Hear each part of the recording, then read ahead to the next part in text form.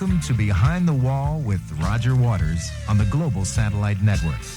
For the next 90 minutes, we'll be talking with the creative force behind one of rock's most prolific and enduring classics, The Wall. In particular, we'll be focusing on the monumental undertaking about to happen on what used to be the border between East and West Germany, at a barren chunk of land called Potsdamer Platz in Berlin, when on July 21st, Roger and a cast of hundreds will stage the first international live performance of The Wall to benefit the Memorial Fund for Disaster Relief. We'll also explore Roger's original concept for the album, find out how and why some of the songs were written, talk about the making of the Wall movie, and hear some fascinating stories about the early days of Pink Floyd. All in all, it's a rock and roll story 10 years in the making, and we invite you to sit back and enjoy as the Global Satellite Network takes you behind the wall with Roger Waters.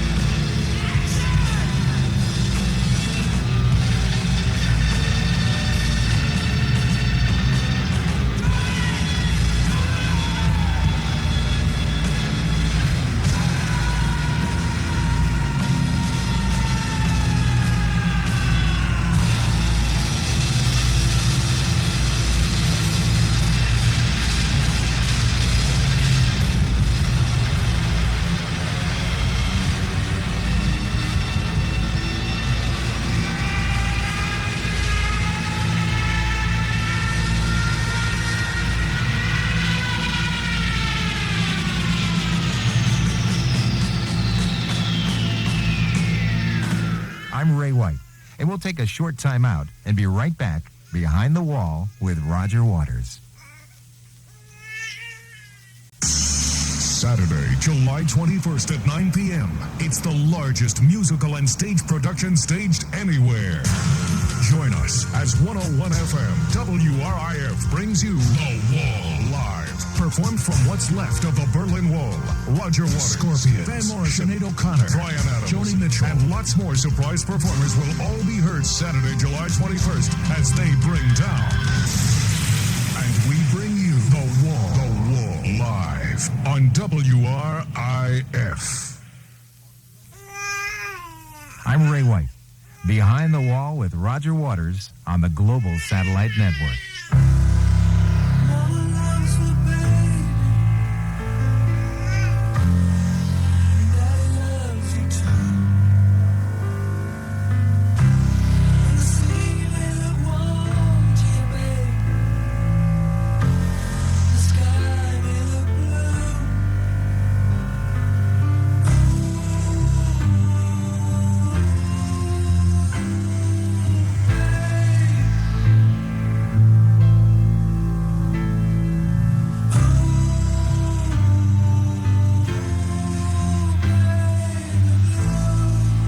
Welcome, Roger. You look rather cool, calm, and collected for somebody who's about to go off on this enormous venture in about just a matter of a few days. Is this a facade, or are you actually fairly confident and relaxed about the whole thing that's going to happen in Berlin? No, I think I'm just so tired, Ray, that I can't show much emotion. We've been working very hard for the last few weeks, and the intensity is growing day by day. But it's also very exciting, and all the bricks are slotting into place. When did the wall, as an idea, first come about? In fact, I've always been curious. What was the first song, the first thread, the first idea that came along? What was it? Well, the first idea came after a gig at the end of the Animals tour, Ray. And we did stadiums that whole tour, and the last one was in the Olympic Stadium in Montreal, and I was fed up by this time. I didn't like playing in stadiums at all. I felt very alienated by everything. You know, all that was spoken about backstage was, you know, how many people there were out there, and lots of talk about how much we'd grossed and how much money we were making. And when I sang the quiet songs, you know, it appeared as if nobody was listening. Perhaps, maybe 60,000 people were, you know, but the other 20,000 weren't. And the ones you hear are the ones who are whooping and hollering and whistling and stuff. And I let it get to me. In that situation, you have to wall yourself off and ignore the fact that you're in a bad situation for playing music and it being listened to, and concentrate on the money and ignore everything else. And I was unable to do that. And so towards the end of that gig, there was some poor kid climbing up the chain link fencing in front of the stage, screaming his head off when I was trying to sing Pigs on the Wing or something. And I finally flipped, and I leant down to the front of the stage, and I sort of beckoned him closer, and this poor kid came clambering closer and closer, yelling his head off, and I spat right in his face. And I thought, Jesus Christ, what's happened to me? And I was very depressed after that. And the thought came to me that of putting on a show with a rock band and actually constructing this wall that I felt really desperately at that time, actually physically building it as a theatrical device across the front of the stage. And so the original idea for doing a show called The Wall was to play some songs and build a wall across the front of the stage until the band were completely invisible and you couldn't hear them, and that would be the end of the show. And it got modified along the lines as I began to get interested in the idea more. But that's where it started.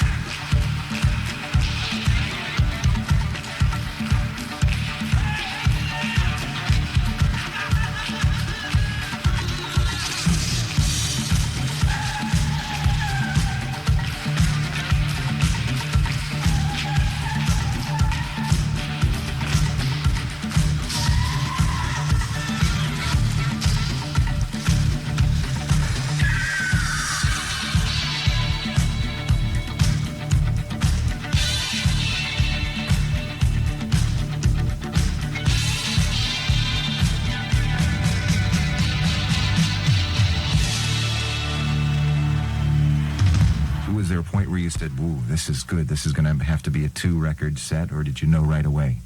No, it was pretty apparent from the beginning that it was going to have to be a double album. Well, did anybody ever try to talk you out of it, say it's a little too weird, it's a little too abstract, or you at this point could do whatever you liked? Yeah, I think we were with... the record companies are the only people who are likely to try and bring pressure, because there was never anybody in the organisation who was going to argue about anything like that.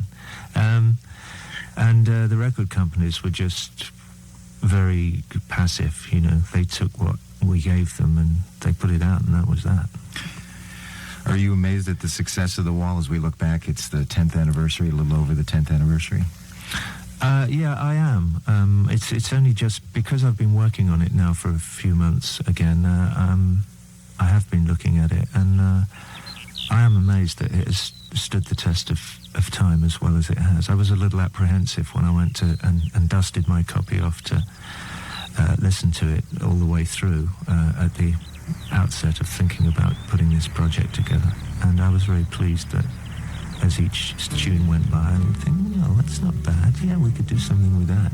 Hey, I like this one. So you actually sat down and did listen to it. I was curious whether you would ever listen to most artists. I did that 10 years ago and forget about it. But you actually sat down and listened to it. Yeah, but I hadn't listened to it all the way through, for, you know, since it was finished. What were your immediate impressions? Were there any lyric changes you would like? Would you like to sing something different? Did the mixes sound blatantly 1979? The drum sounds pretty awful, I think.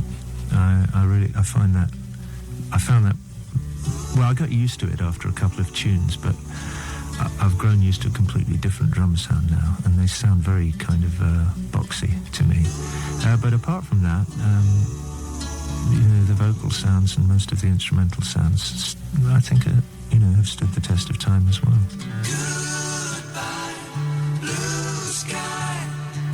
Goodbye, blue sky. Goodbye. Goodbye.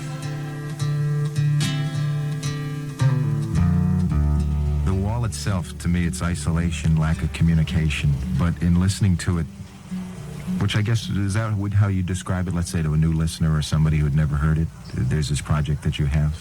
How would you describe it briefly? Well, before anybody knew what it was like? Yeah. Yeah, it's the theatrical device which we've discussed in terms of the live performance of the piece is one part of it, but it's really a general piece about the way individuals cut themselves off from other human beings by building walls about themselves, using the bricks that they find from that negative bits of experience that they pick up along the way from bad teachers at schools or overbearing mothers or traumas of losing loved ones, or those are the bricks in my particular story, you could say. And how, if you do wall yourself off and lose the ability to communicate your feelings with other human beings and become alone, that within that wall the tendency is for you to decay. You know, man is a social animal, and when an individual cuts himself off, or when a country cuts itself off, it will inevitably decay. In listening to The Wall recently, there are more optimistic spots in it than I perceived when I first heard it. In Hey You, for instance, Pink reaches out for help, and it's kind of an important and a frightening moment, but I guess you have these spots in your life, well, just about everyone has it, where you can either climb back out of it, you can reach out, connect with somebody, or shut it all down and you're lost. Is that what's kind of going on? I mean, that there are choices, there are little alleyways that you have along. Yeah, in Hey You, certainly that's the feeling that's being expressed there. He's just beginning to try and make some kind of movement out.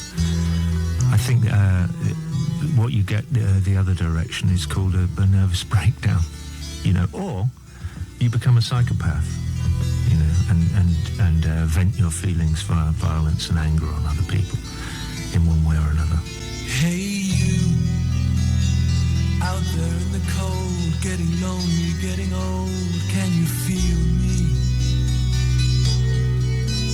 Hey you, standing in the aisles with itchy feet and fading smiles. Can you feel me? Hey you, don't help them to bury the light.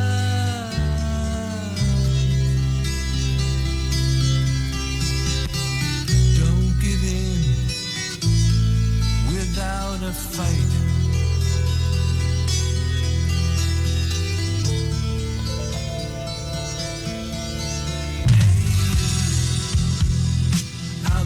Your own, sitting naked by the phone, would you touch me?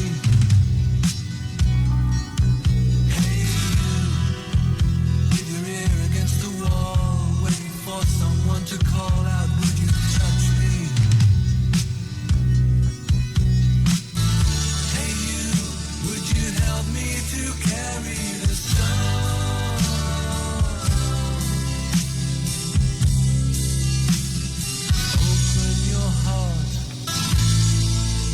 Coming home.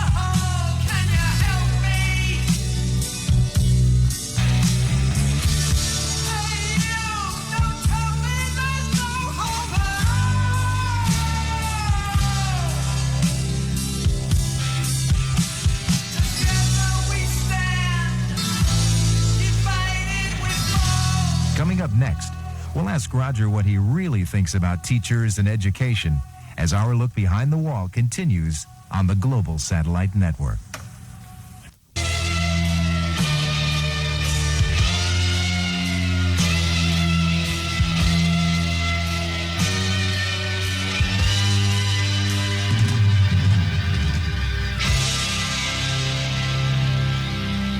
I'm Ray White, and we're back behind the wall with Roger Waters on the Global Satellite Network.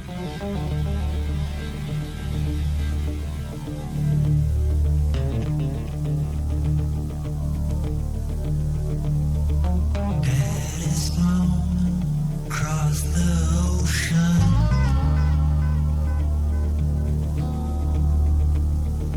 Leaving just a memory.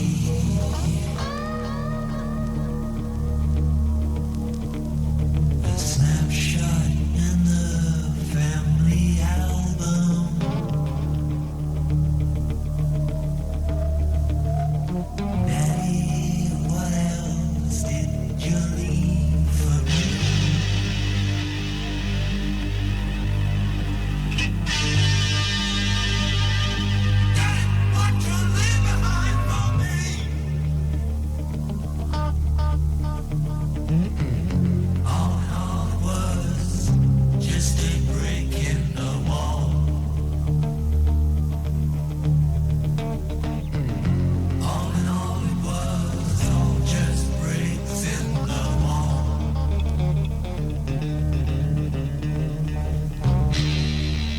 song that seems to be interpreted incorrectly consistently is Another Brick with the teacher. In fact, I've had a number of teachers come up to me and wanted me to pass along, to scold you along the way. I guess you're going to deal with that in sarcasm and stuff, but you, in fact, have a lot of respect for teachers. Well, I have, teachers like any other group of people. You can't generalize about them. There are good ones and bad ones and indifferent ones. And that particular song is an attack on the bad ones, the ones who are venting their fury at life upon the children, of which I had a number at the schools that I went to, in the 50s. A good teacher is invaluable to a child.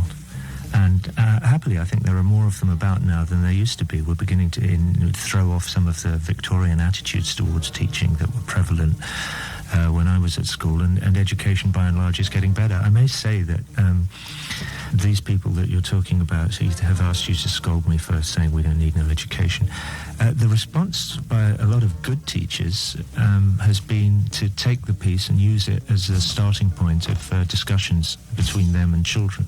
The piece is used a lot now to teach English and as a basis for discussion in human studies groups and things like that. And that's a fact of which I'm rather proud. I'm glad they're using it.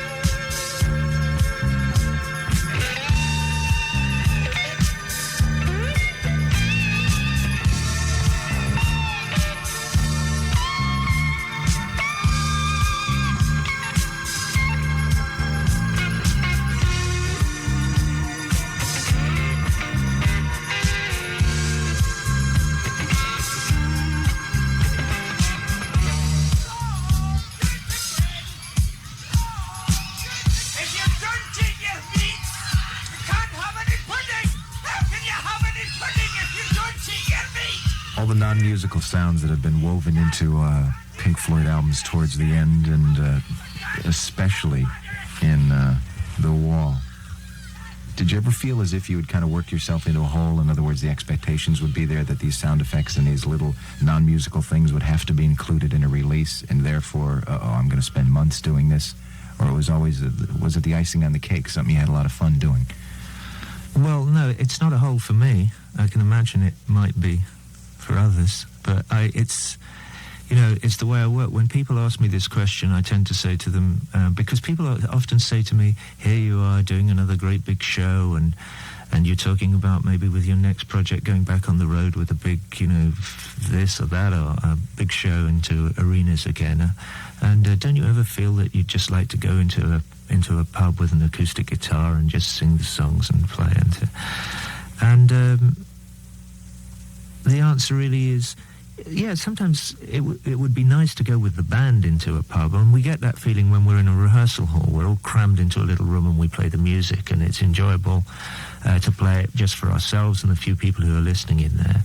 But really what I do is the other thing. It's a bit like saying to Jackson Pollock, yeah, sure, there's all these great big canvases covered in squiggles, but don't you ever feel that you'd rather be sitting in a field doing a 10 by 9 inch watercolor of a daisy or something?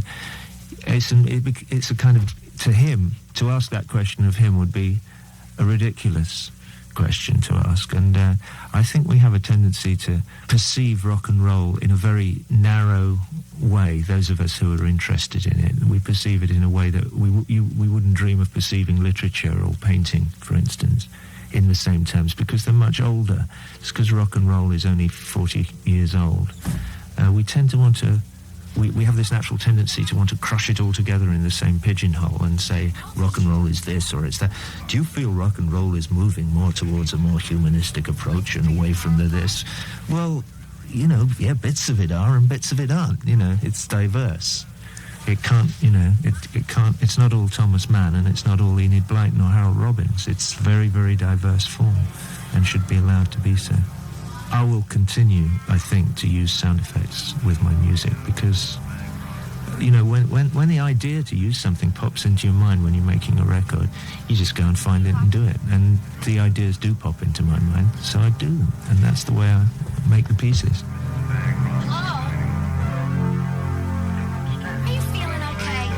Day after day, love turns gray, like the skin on the dying man. And night after night, we pretend it's all right. But I have grown older, and you have grown colder, and nothing is very much fun anymore, and I can feel one of my toes coming home. I feel cold as a razor blade, tight as a tourniquet, dry as a funeral drum.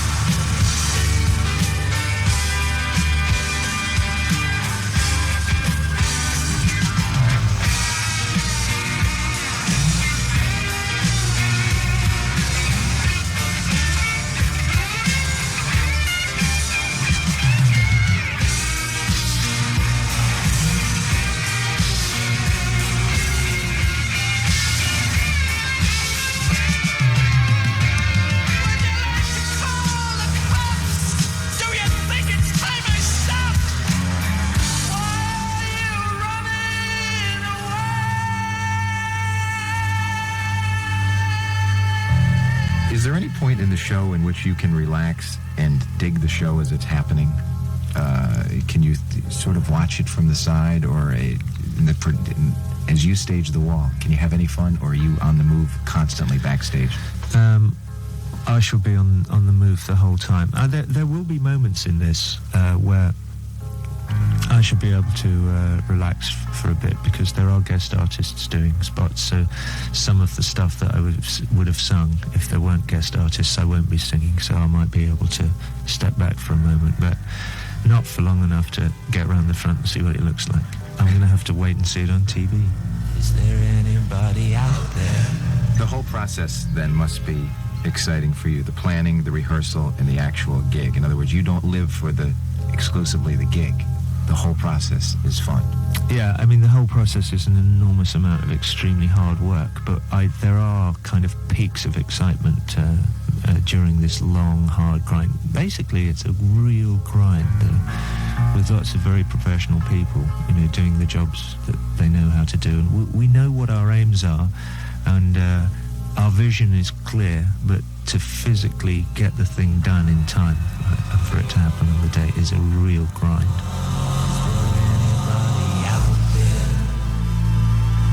Have you had your doubts as we get within a few days of the show? Have you said, never again, or why did I say yes to this?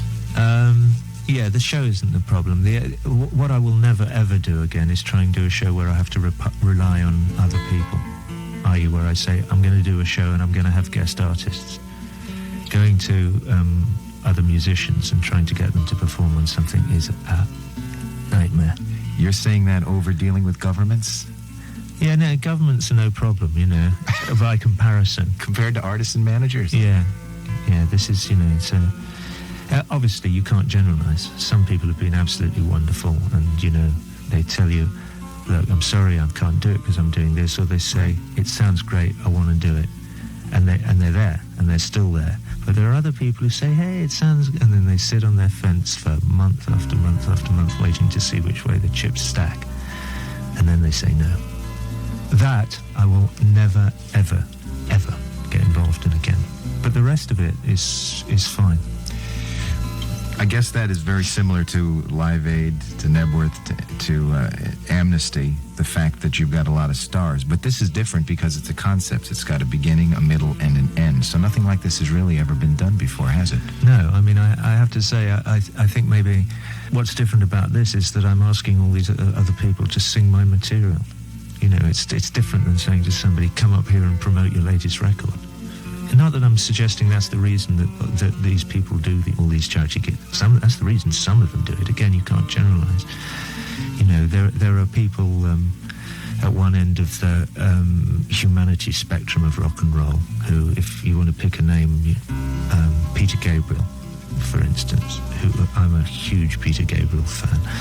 I think he's not only a brilliant musician and fantastic songwriter, but he also appears anyway to be, a very caring person and does everything that he can. And then there's the other end of the spectrum where we won't name names, but you all know who you are. And in between there's us ordinary people who try and do a little bit occasionally now and then, and that's all right. It's like, we everybody can't be a saint.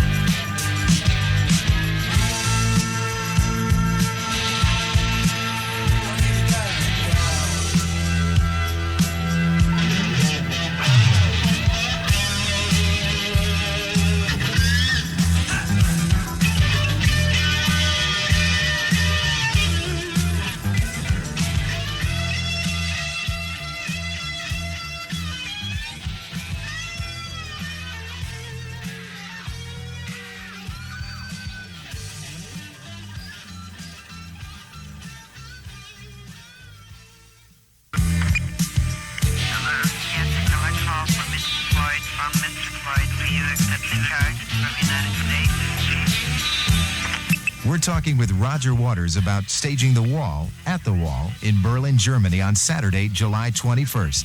And we'll be right back on the Global Satellite Network.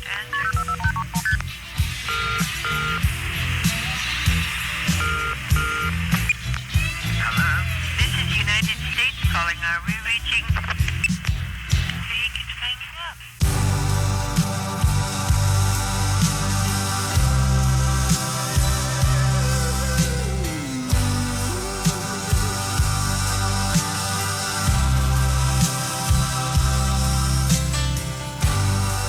I'm Ray White, and we're back behind the wall with Roger Waters on the Global Satellite Network.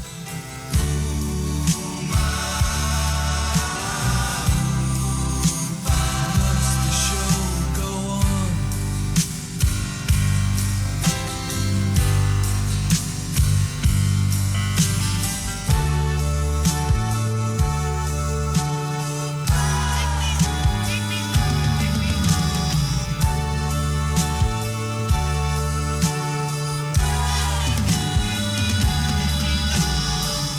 There must be some mistake. I didn't mean to let them take away my soul. Am I too old? Is it too late?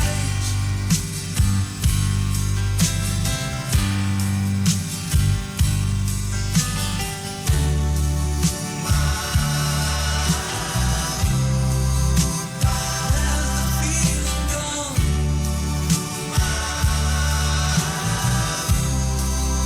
But I remember the song.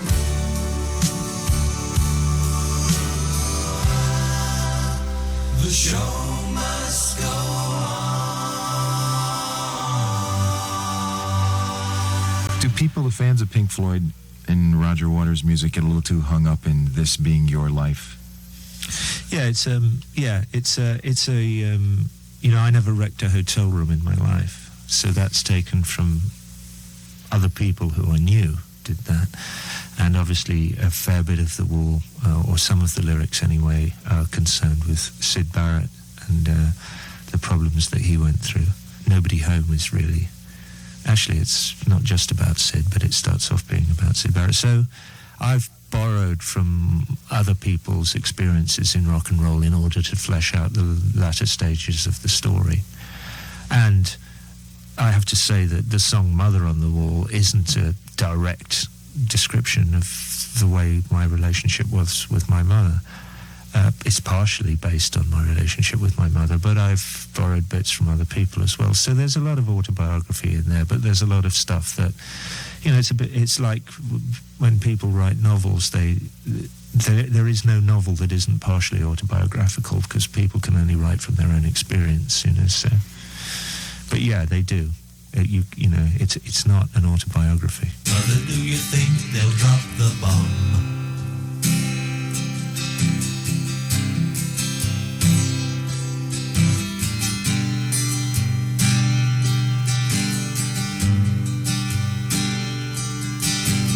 Mother, do you think they'll like this song?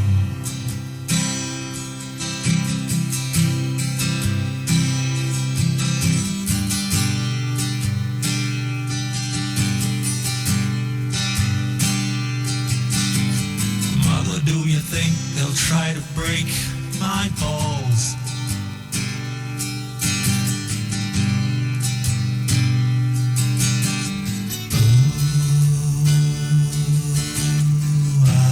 Mother should have built the wall.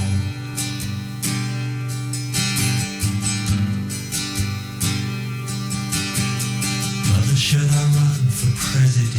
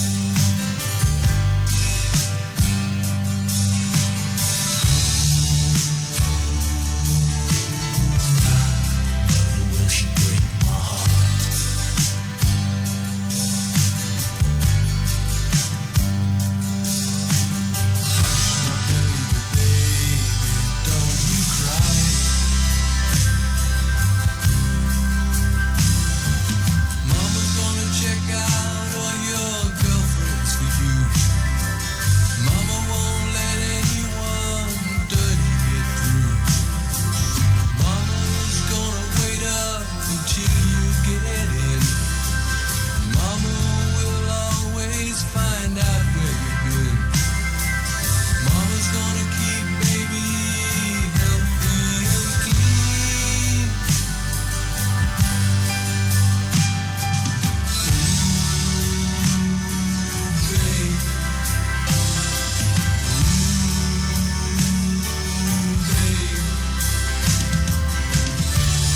Ooh, babe, you'll always be baby to me.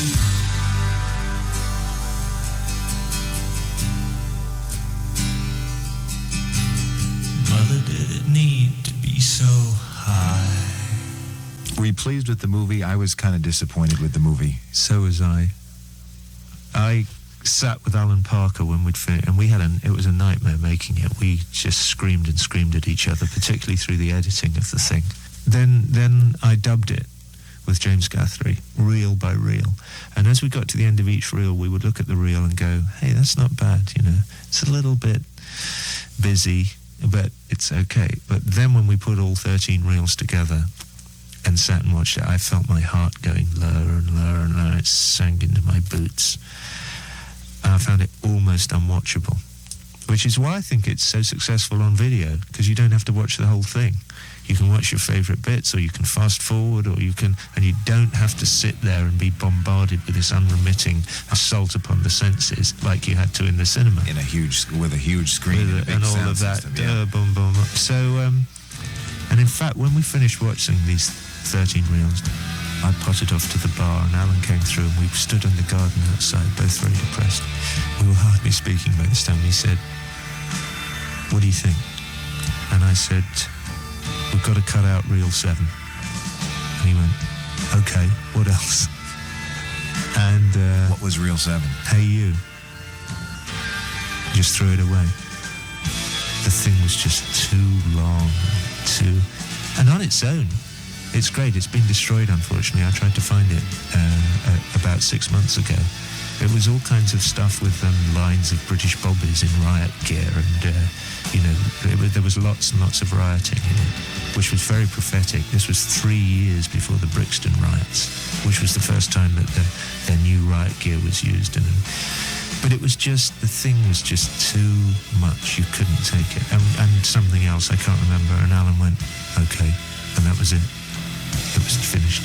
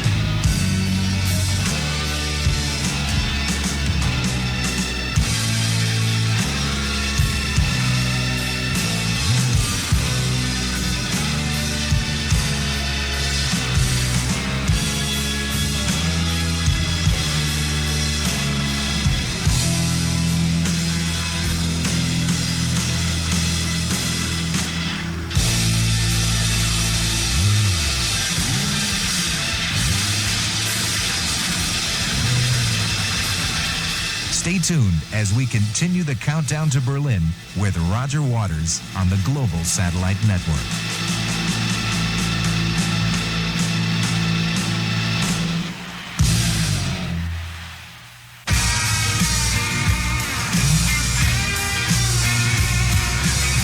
We're back on the Global Satellite Network, Behind the Wall.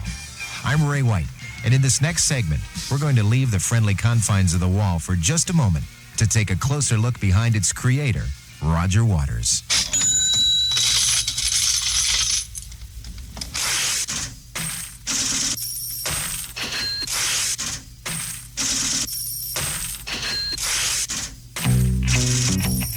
Have you ever been approached to have a song used in a commercial?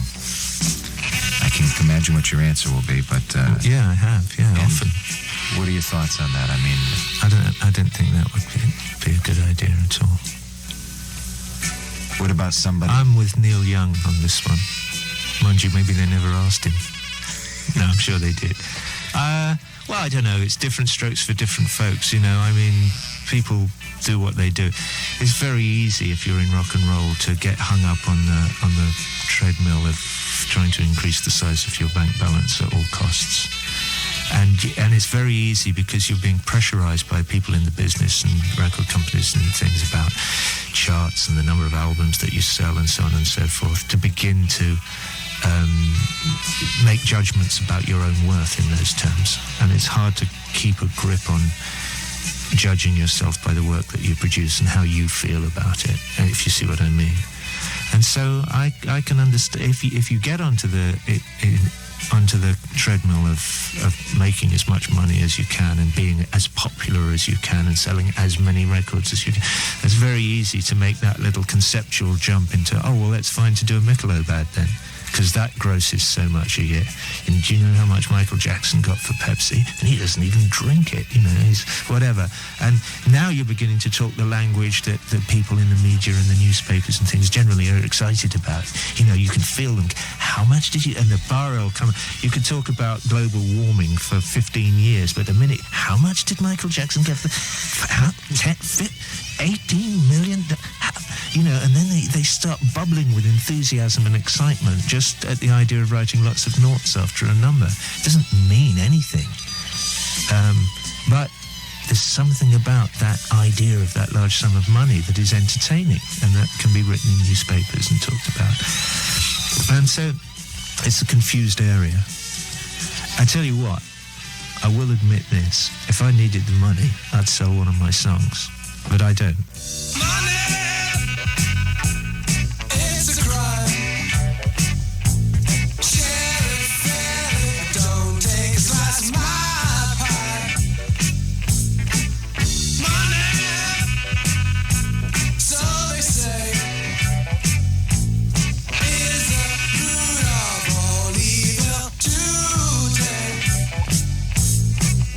But if you ask the right, it's no surprise that they're giving none away.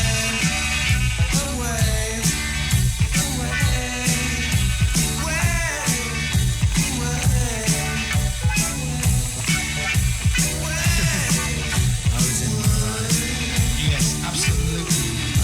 I certainly was in the right. 20 years ago when you were hanging around a struggling band or whatever, however many years ago it was, is this sort of what's going on now in Berlin and everything beyond your wildest dreams?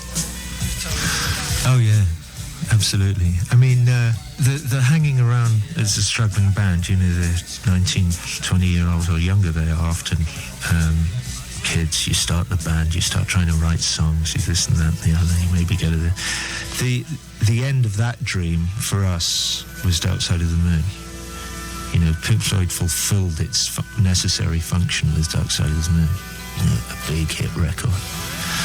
Beyond that, I'm still surprised that I can make a living doing this. You know, coming back to the school teacher thing, because being at school in England when I was a kid was all about getting the necessary qualifications to go to university and to get a good job and to this and that and the other.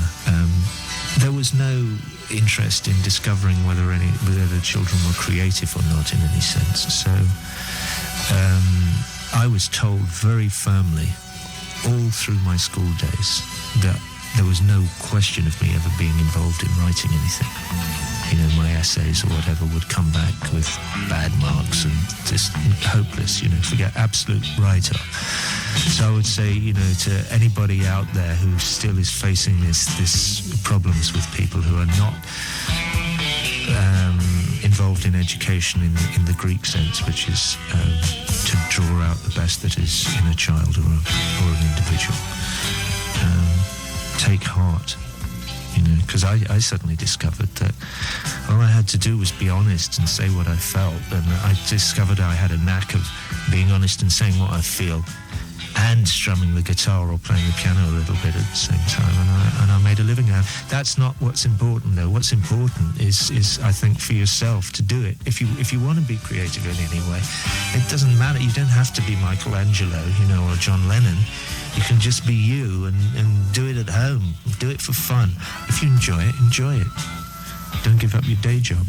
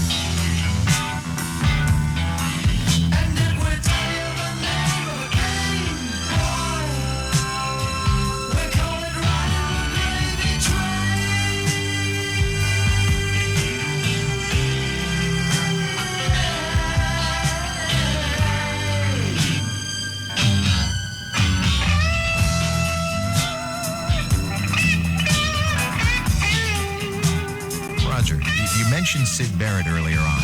Do you think your fans get a little too obsessed with the history of Pink Floyd and Syd Barrett in particular? Well, no. I mean, Or that's kind of the fun. yeah, too obsessed, not obsessed enough. I mean, it's none of my business, you know. If our hobby is to be interested in Pink Floyd and whether Syd did this or did that or what colour shoes he wore on March the 18th, 1967 or whatever, well, who am I to say that that's obsessive? I mean, some people collect stamps, you know. I mean, it's better than watching Ninja Turtles on TV, you know, in my view. Why? I see that as a perfect... Being a Syd Barrett fan seems to me to be a perfectly legitimate and reasonable way of spending your spare time. Just making a study of... He was a very interesting man. He wrote some fantastic songs. There's a body of work which is there, and unfortunately it is complete. You know, there won't be any more, I don't think. He was a visionary. He was an extraordinary musician. He started Pink Floyd. Well, I mean, Syd and I started the band together, but if he hadn't been there, nothing would have happened. I'd be working for an architect now. I might be my own boss by now. I probably would. But I would not be doing the work that I'm doing, I don't think. He was, you know, he was the key that unlocked the door to rock and roll for me.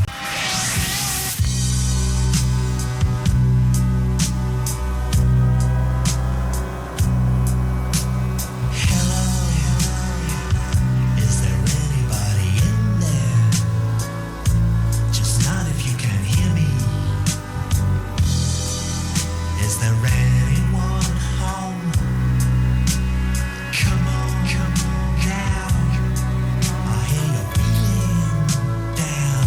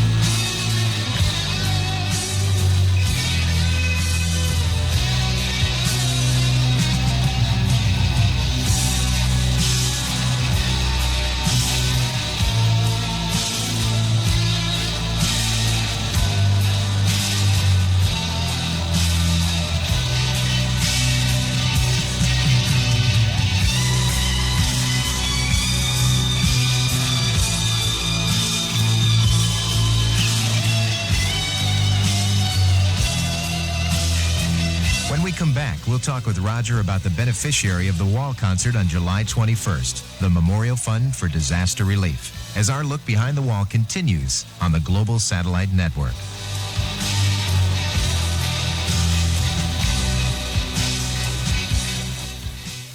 Saturday, July 21st at 9 p.m. It's the largest musical and stage production staged anywhere. Join us as 101 FM WRIF brings you The Wall Live. Performed from what's left of the Berlin Wall. Roger Waters, Scorpions, Van Morrison, Sinead O'Connor, Bryan Adams, Joni Mitchell, and lots more surprise performers will all be heard Saturday, July 21st as they bring down. And we bring you The Wall Live on WRIF.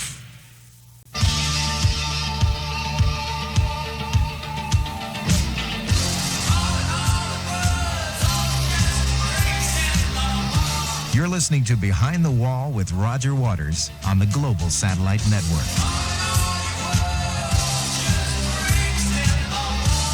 Tell us about Leonard Cheshire and the Memorial Fund for Disaster Relief. How old is it? When did you get hooked up with it? It started last July, and in September they came and asked me if I would put the wall on for them as an event, partially to raise funds, but largely to focus attention upon the fund. One of the aims of the Memorial Fund is to encourage the idea of international cooperation in face of in disaster relief.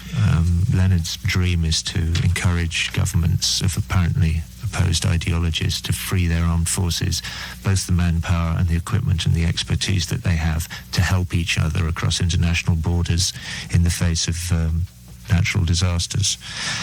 So the fact that we're getting them to cooperate with each other across this border, because the border actually goes through, it runs down one side of the stage, but it goes through the area that the audience is standing on, is symbolic of what the Memorial Fund is hoping to achieve as its secondary aim in the long term. His idea is to raise £5 for every life lost in wars this century. There's about 100 million of them, give or take. That number is staggering. When I read that in the literature, it just takes your breath away that 100 million people have died in wars in this century. That's right. So he wants to create this fund as a memorial to them. The slogan of the fund is for every life lost, a life saved. On a personal level, you lost your dad in World War II, so this must be a great opportunity for you. It is, yeah. In my own way, I've created my own memorials to my father in my work over the years, and the final cut was dedicated to him. I think it's important that we remember.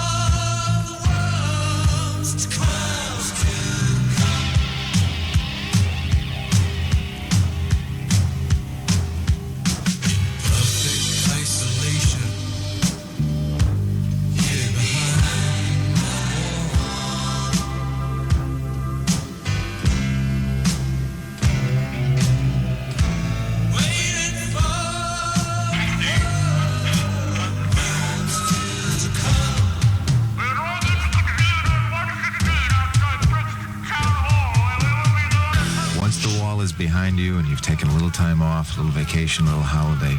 What's up next for Roger Waters? Well, I'm in the middle of a project which will be an album first and maybe a tour as well. Amused to Death, is that still the working title? No, it's not. Though the song Amused to Death will certainly be on this album, but I don't think it's right because there's something too final about that, and it doesn't encompass the idea which I'm now working on. the new piece is about television. As you've heard from parts of this interview, my obsession has become the way television affects us all, politically and culturally. And I'll be there, and I wouldn't miss it for the world. And you're a great artist. You've given us some great music. Continue with your visions, whatever they are. And thank you, Roger Waters. Well, thank you. Goodbye, cruel world. I'm leaving you today. Goodbye, goodbye, goodbye.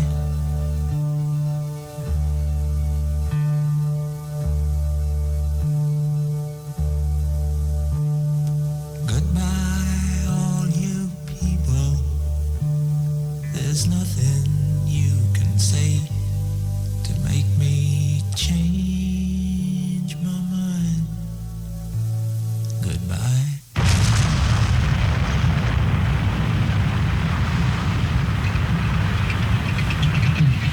Be sure to join us Saturday, July 21st for the concert broadcast of The Wall, live from Berlin, right here on the Global Satellite Network. The show is a benefit for the Memorial Fund for Disaster Relief. And if you'd like to contribute, send your donations to the Memorial Fund, Post Office Box 39, 3 Throgmorton Avenue, London EC2N 2WW, England. Special thanks tonight to Carolyn Waters, Jody Miller, and to Capital Radio in London. Creative production by Chris Lindsley and John Valenzuela. Tonight's show is produced by Mark Felsot, George Taylor Morris, and Kevin Barry. Our executive producer is Howard Gilman. I'm Ray White.